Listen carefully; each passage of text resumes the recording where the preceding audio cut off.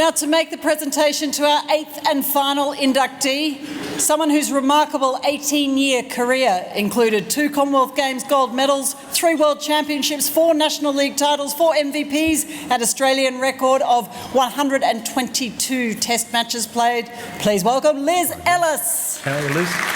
Good to see you.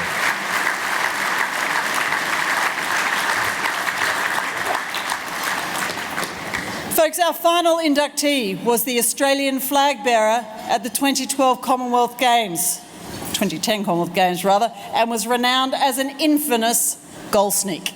Sharelle McMahon is inducted into the Sport Australia Hall of Fame.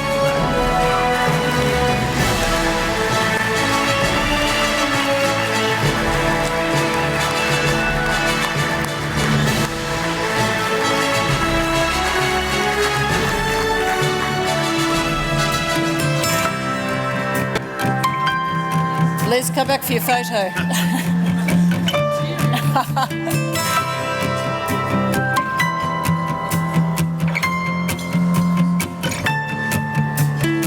Ladies and gents, Sharelle McMahon.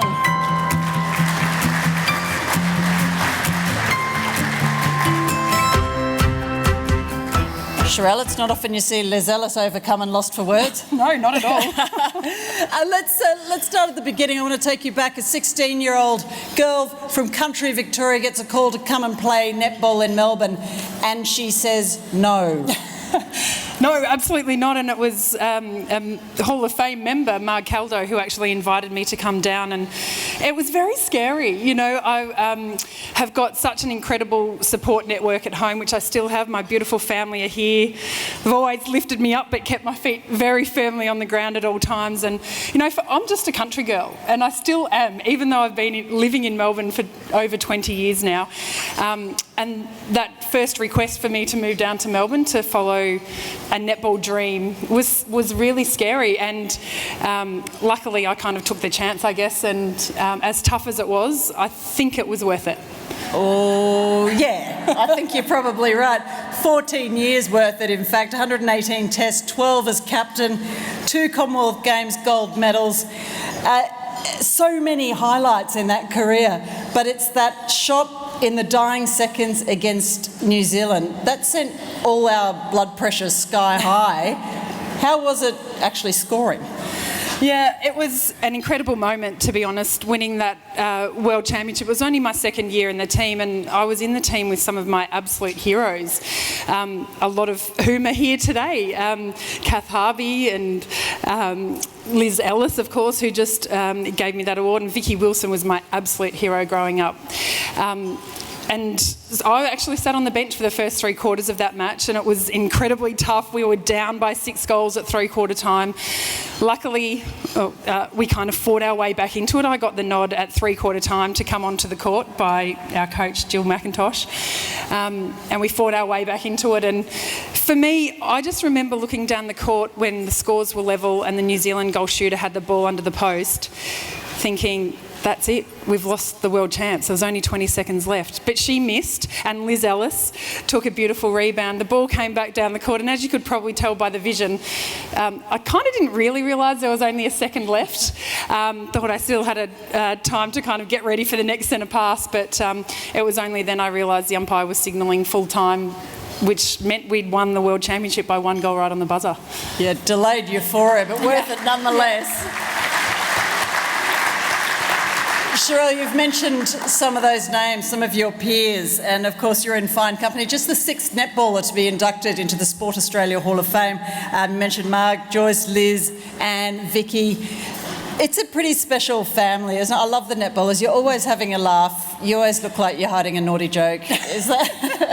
We probably are. It is a lovely family, isn't it? It is a beautiful family. It's a real sisterhood. And I look over at the table that Netball Victoria has with Kate Palmer, who was one of my first netball managers, who's now the CEO of Netball Australia.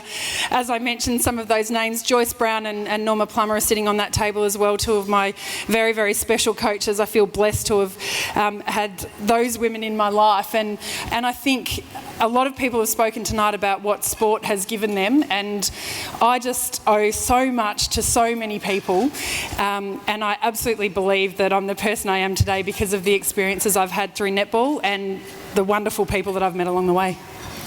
When I look at the, absolutely, many, many wonderful people on the way who are still in and around the game, and when, you know, we look at the wonderful women sitting on the netball table, your gorgeous self, of course, you paved the way for what is now a really successful era in netball. Do you almost wish that you were back to the 16-year-old country girl just starting out? It's going to be huge. Absolutely. I wish for many reasons I was 20 years younger.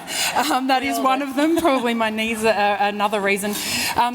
But, you know, netball, and John Bertrand spoke at the beginning of the dinner about female sport and the opportunities that female athletes now have here in Australia, and I love that. I love that I've been part of the journey, particularly in my sport, netball, where we've grown from, you know, being paid nothing to now being the highest paid female athletes in Australia. I'm really, really proud of that and the hard work that so many people have done. Yeah, it's been amazing. Yeah, look, I don't know, I'm up here, I look at the people who walked in the door earlier today, and I actually can't believe it. I can't believe I will be, I was going to say potentially, but no, I will be standing next to them next year. It's still quite unbelievable to me. Sharelle McMahon, next year we're going to see you walk through that door because you are a member of the Sport Australia Hall of Fame. Congratulations.